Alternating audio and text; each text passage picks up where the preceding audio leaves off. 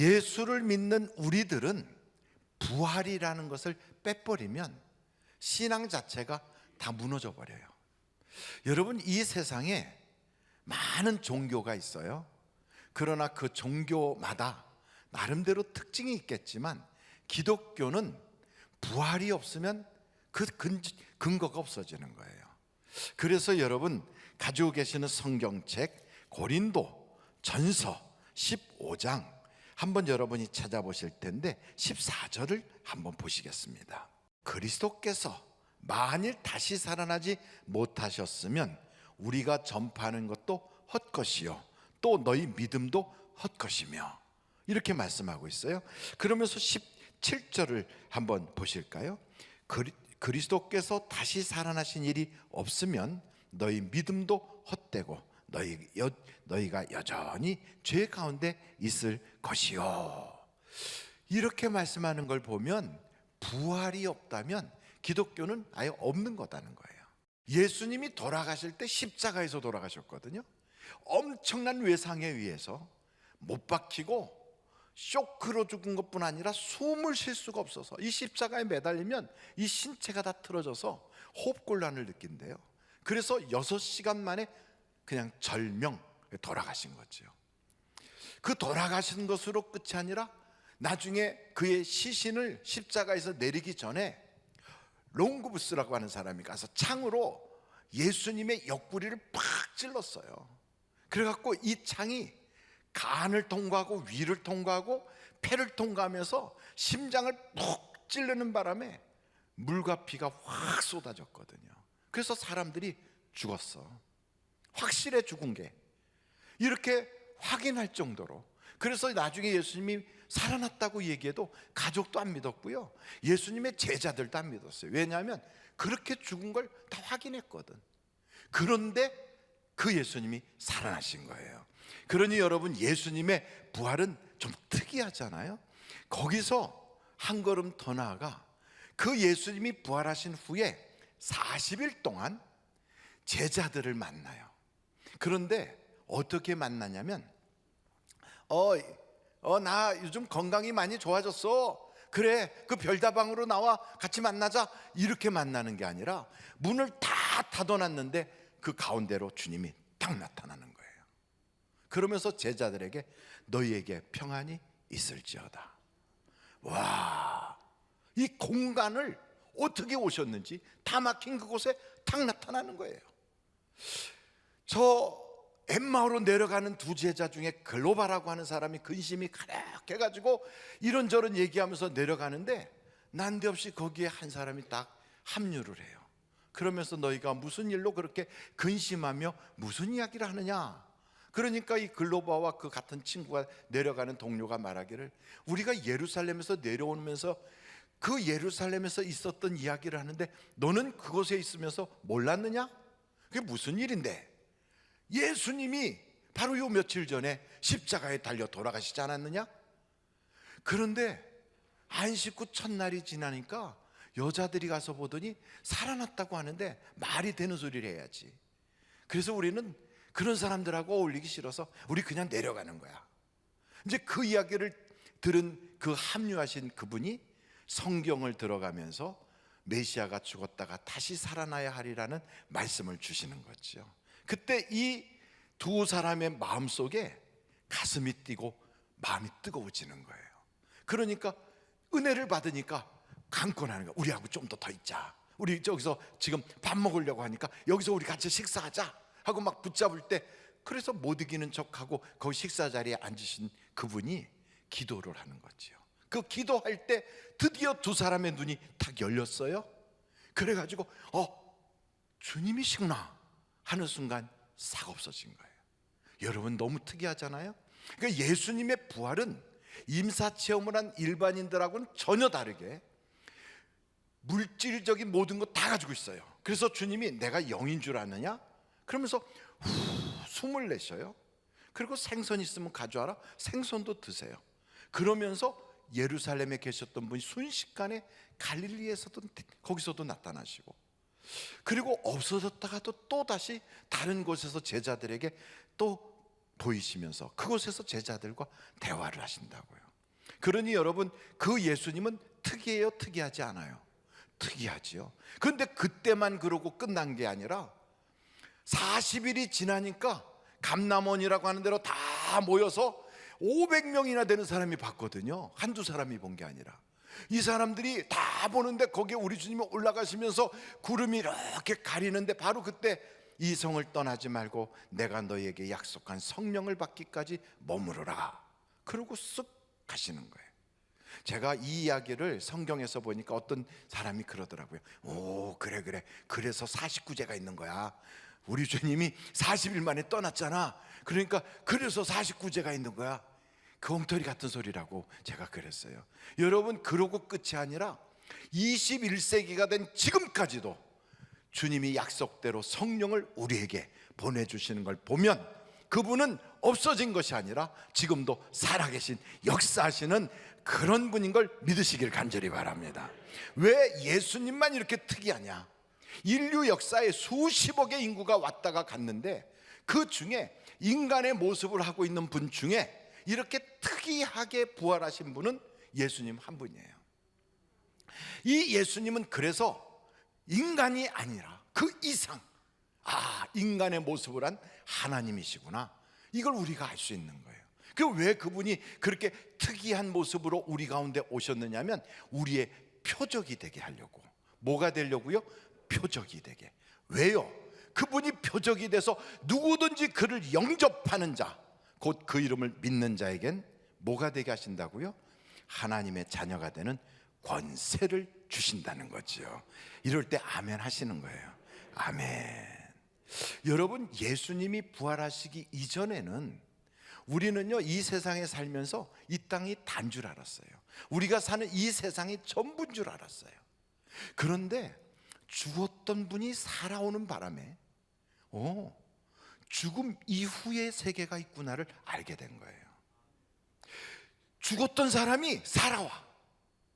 그리고 그 살아왔던 사람들 중에 일부는 다시 그곳으로 가요.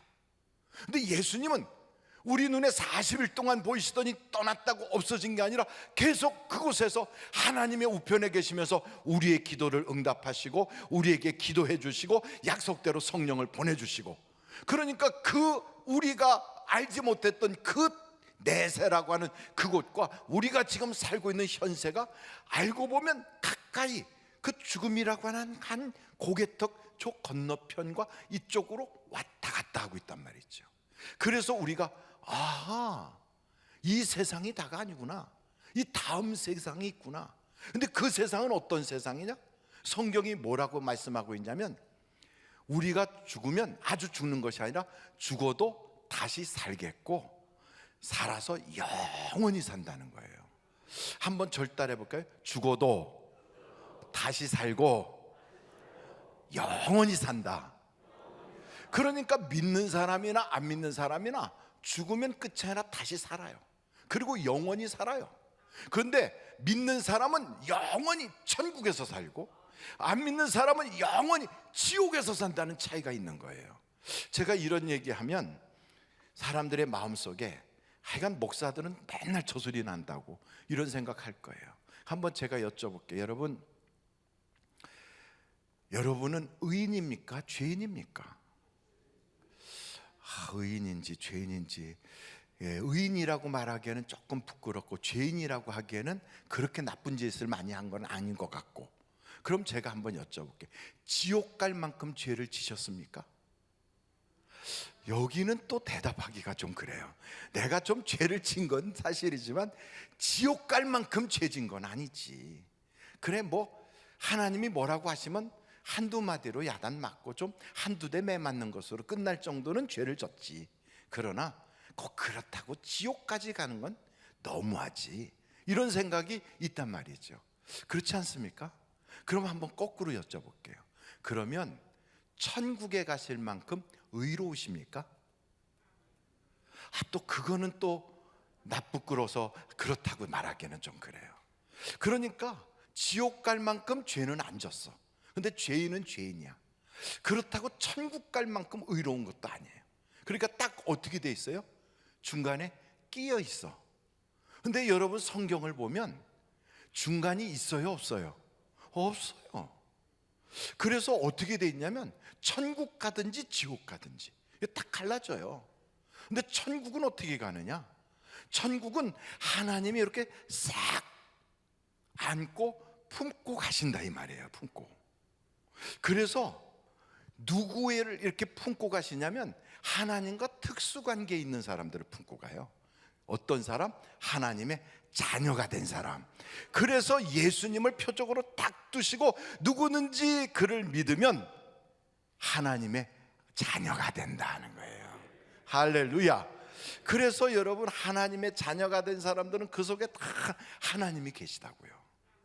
저는 제가 평생에 잊을 수 없는 장례식 하나를 기억하고 있어요. 몇 번 말씀드렸거든요. 그 장례식에 제가 임종 예배를 와달라고 해서 갔거든요. 가서 예배를 드리려고 갔더니 그 임종 예배 드려야 되는 그분은 누워 계시는데 벌써 눈 다 풀리고 입안은 백태가 끼고 몸이 이렇게 쭉 처져 있더라고요. 그리고 가족들이 뚱그렇게 앉았다가 제가 가니까 목사님 오셨다 그러면서 한 사람은 막 아빠 목사님 오셨어요 이제 이러고 있었어요. 그래서 도착해가지고 다 이렇게 인사드린 다음에 예배 드려도 되겠습니까? 그리고 이제 찬송을 부르는 거예요.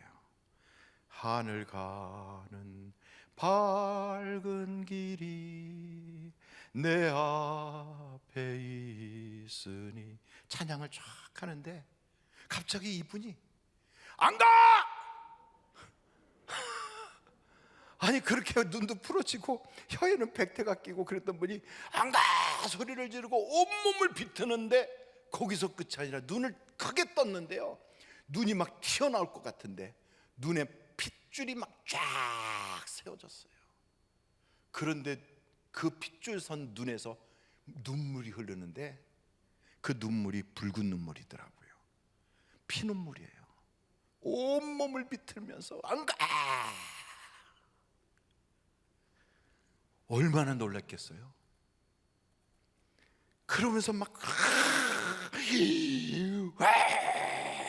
이러는 거예요. 막 온몸을 비틀면서. 그래서 우리가 보내는 게 아닌데 우리는 붙잡고 싶은데 그런데 이분이 안 간다고 막 그러는데 우리 보고 그러는 게 아니라 누군가가 그분을 모시러 온 거예요.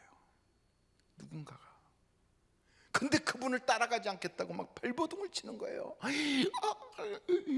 막 이러다가 하고 온몸을 비틀고 돌아가셨어요.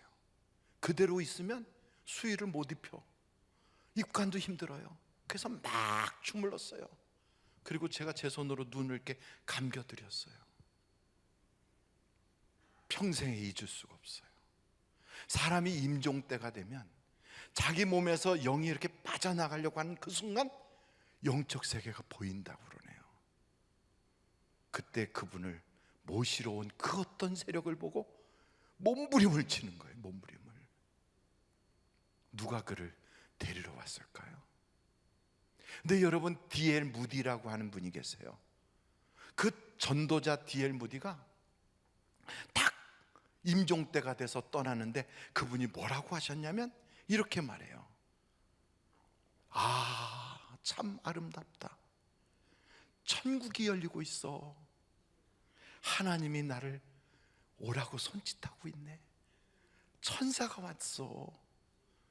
그러면서 천사가 자기를 이렇게 쓱 받들어서 올라간다고 웃으면서 한없이 웃으면서 천국이 열렸어. 와, 아름답다. 이러고 가셨어요.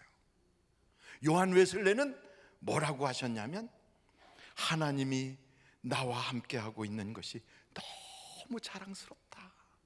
그러면서 손을 이렇게 흔들면서 잘 있어. 그러고 가셨어요. 우리가 이 세상에 살아도요, 우리 속에 하나님이 계시고 하나님과 우리가 교류가 있어야 그래야 되는 거예요. 여러분, 죽음이 뭐냐면 성경이 죽음을 뭐라고 말씀하냐면 육체와 영혼이 분리되는 건 육신의 죽음이지만 하나님과 우리가 분리되는 건 영적인 죽음이에요. 여러분, 하나님과 우리가 분리되는 건 허물과 죄로 죽었을 때 이게 분리되는 거예요. 이러면 하나님 없는 그 사람이 되면요, 마지막 이 세상을 떠날 때 누가 그를 안고 가겠어요? 누가 그를 데리고 가겠어요? 그러나 하나님이 있는 그 사람은 하나님이 책임지고 다 안고 가는 거예요. 그러므로 여러분, 성경을 한번 우리가 찾아볼 텐데, 고린도 후서 13장 5절이에요 다시 한번 우리 같이 읽겠습니다. 시작. 너희는 믿음 안에 있는가? 너희 자신을 시험하고 너희 자신을 확증하라. 예수 그리스도께서 너희 안에 계신 줄을 너희가 스스로 알지 못하느냐? 그렇지 않으면 너희는 버림받은 자니라. 여러분 속엔 누가 계십니까? 예수님이. 내 안에 하나님이 계셔요. 그럼 그분이 책임지고 여러분의 인생을 보장하는 거예요. 그러므로 성경은 우리에게 말합니다. 성령이 우리 안에 계시면 그분이 보증이 되어서 나를 천국까지 확실하게 이끌어 주신다고. 그래서 물과 성령으로 거듭나야 천국을 본다고 말씀하고 있어요. 여러분, 우리는 그전에는 이 세상이 단 줄 알았어요. 근데 예수님의 부활로 인하여 저 천국이 있다는 걸 알게 됐어요. 그렇다면 여러분, 이 천국을 이 세상에 살면서 준비해 놓고 살아야 되지 않습니까? 제가 여러분들에게 몇 차례 말씀을 드렸던 일인데요, 75년도인가 4월 30일이 됐는데 그날 갑자기 성탄절 노래가 나오는 거예요. 이게 지금 4월 달인데 성탄절 노래가 웬일이야? 방송국마다, 라디오 방송국에서 산타크로스 노래가 나오고 캐롤이 나오고 성탄절 노래가 나오는 거예요. 사람들이 뭐야 이게 무슨 일이야 이러고 있었죠. 그 자리가 어디였느냐? 바로 사이공이라고 불려지는 베트남이었어요. 근데 이 성탄절 노래가 나오니까 어떤 특정인들은요, 자기가 가야 되는 노란 자리, 오렌지 자리, 레드 자리, 이런 자리라고 지정되어 있는 그곳으로 티켓을 가지고 거기로 가는 거예요. 다른 사람들은 무슨 일이냐고, 성탄절 노래가 왜 나와 이러고 있는데 이 사람들은 이게 사인이 돼서 거기 가서 다 기다리고 있어요. 저 미국 항공모함에서 보낸 헬리콥터가 푸투투투투투투투투 탁 내리는 거예요. 신분증 보겠습니다. 딱 꺼내니까 옐로우 자리에는 옐로우 카드 같은 게 다 있어요. 그리고 오렌지 자리에 오렌지 카드가 있어요. 이 사람들이 거기 모였다가 그 비행기를 딱 타자마자 푸르르 떠요. 그러고 잠시 후에 사회공은 함락당해요. 야, 이미 함락당하기 전에 그 사람들은요, 자기들이 떠날 급 티켓을 다 가지고 있었던 거예요. 이 사람들은 사인을 다 가지고 있었던 거예요. 같은 땅덩어리에서 같은 시간대에 같이 살고 있어도 누구는 이 세상에서 어려운 일이 오면 싹 떠날 준비를 다 하고 그 표를 안에다 품고 있었던 거예요. 여러분, 우리도 이 시간에 같은 교회에서 같은 시간에 같은 목사의 설교를 듣고 있지만 어떤 사람은 그 티켓을 가지고 있는 사람이 있어요. 그러나 어떤 사람은 무슨 소리 하는 거야? 뭐 받았는데 나한테 보여줘봐 이러고 있는 사람이 있다고요. 여러분, 성경은 우리에게 말합니다. 성령이 우리 안에 있으면 그 성령이 우리를 저 천국까지 이끌어 주신다고. 그래서 우리는 예수님의 그 부활 사건을 통하여 성령을 받아야 한다는 걸 확실히 알게 되는 거지요. 그러므로 여러분, 이 성경 말씀 속에서 우리에게 가장 확실한 것은 성령 충만을 받으라 우리 주님이 부탁하셨고요, 제자들도 너희가 믿을 때 성령을 받았느냐 하시거든. 저는 우리 하늘비전교회 성도들이 예배당만 다니는 자가 아니라, 종교 의식만 하는 자가 아니라 성령을 다 받으셔서 이 세상 살면서도 천국이 준비되어 있는 그런 분들이 되시기를 간절히 바랍니다. 어떤 분은 그래요. 죽어봐야 알지. 죽어봐야 아는 거 아니야? 맞아요. 죽어봐야 알아요. 그런데 막상 죽으면 그때 그곳이 심판이 있고 천국과 지옥이 있다면 어떻게 하시겠어요? 에이, 진짜네. 잠깐만 기다려요. 내가 가서 준비하고 올게. 이게 안 되는 거예요. 그래서 이 세상에 있을 때 준비하셔야 돼요. 여러분, 제가 성경을 보면서 깜짝 놀란 것은 예수님의 부활, 예수님이 돌아가셨다가 살아난 것을 본 사람들마다 그 보기 이전과 그 사건을 본 이후가 다르더라고요. 사도 바울도 예수님이 부활하신 것을 본 이전과 보기 이후가 달라요. 베드로도 그렇고 다 그래요. 그래서 마치 저 성형외과에서 비포 애프터 이렇게 딱 해놓고 그 비포는 코가 이렇게 들창고 같이 됐는데 애프터 하면 코가 정상이 딱 되는 것처럼, 눈이 이렇게 됐던 눈이 이렇게 까지는 것처럼 사람이 완전히 달라져요. 예수님 부활한 것을 알기 이전의 사람은 자기 마음이 원하고 육체가 원하는 대로 살아요. 그런데 예수님이 살아나신 것을 체험한 사람들은 내 마음대로 살질 않아요. 주님이 기뻐하는 쪽으로 살아요. 그래서 삶의 내용이 바뀌고 그 사람 자체가 달라지고 그 삶의 질이 달라지더라고요. 그래서 사도 바울 같은 사람은 뭐라고 고백하냐면, 이 세상에서 나는 말이야 내가 가야 되는 길이 따로 있어. 내가 지켜야 될 것이 있더라니까. 세상 사람들은 생존 경쟁을 위하여 오늘도 나아가서 삶의 터전에서 싸우지만 내가 싸우는 싸움은 그런 싸움이 아니야. 선한 싸움이거든. 달라요. 왜 다른가 하고 봤더니 나는 장차 주님이 주실 면류관을 기대하고 있어. 무슨 소리를 들을지라도, 어떤 일을 만날지라도 우리는 주님을 바라보면서 내가 이 땅에 사는 모든 일은 헛수고가 없어. 그러면서 여러분, 사도 바울은 디모데후서에서 이런 말씀을 하고 있거든요. 여러분, 디모데후서를 한번 찾아보실까요? 4장 7절 8절이에요. 자, 한번 같이 읽겠습니다. 시작. 나는 선한 싸움을 싸우고 나의 달려갈 길을 마치고 믿음을 지켰으니 이제 후로는 나를 위하여 의의 면류관이 예비되었으므로 주 곧 의로우신 재판장이 그날에 내게 주실 것이며 내게만 아니라 주의 나타나심을 사모하는 모든 자에게도니라. 아멘. 그렇습니다. 오늘 말씀을 마치려고 합니다. 여러분, 예수님의 부활은 일반적인 임사 체험을 한 사람들과는 전혀 달라요. 그분은 인류 역사에 왔다 간 수억의 인구 중에 유독 그분 한 분만이 특별해요. 왜요? 하나님이시니까. 그래서 그분을 나의 구주로 믿는 사람은 영생을 얻게 되어 있어요. 이 놀라운 영생을 가슴에 딱 품고 살 때 하나님은 보증으로 성령을 우리에게 주신다고요. 그 성령을 품고 사는 사람은 이 세상에 살면서도 남들이 뭐라 그러면 난 지금 죽어도 천국 가, 확신이 있어요. 이 세상에 살면서도 천국을 보장해 놓고 살아요. 그리고 이분들은 삶의 태도가 달라요. 이 세상에 살면서도 주님 앞에 내가 섰을 때 어떻게 평가받을까? 주님이 나를 뭐라고 하실까? 그리고 그 주님 앞에서 나는 면류관 받아야 되는데, 이 마음을 가지고 더 좋은 부활을 기대하면서 그러면서 하루하루를 살아가요. 여러분, 지금까지 살아온 것보다 남은 인생이 더 깁니까? 아니면 더 짧을까요? 우리는 알 수가 없어요.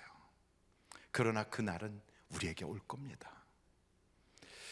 올 때는 순서대로 왔지만 갈 때는 어떤 때 보니까 건강한 사람이 먼저 가고 병든 사람이 더 천천히 가는 일도 있더라고요. 젊은 사람이 먼저 가고 나이 든 사람이 나중 가는 경우도 있더라고요. 그러나 어떻게 됐든 주님 앞에 딱 가는 그 순간 준비 없이 가는 사람은 싫어, 안 가, 이러고 갈 수도 있어요. 그러나 준비된 사람은 천국에서 만나요.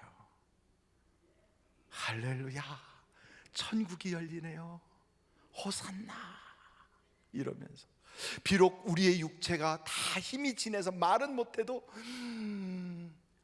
이러면서 찬송 부를 때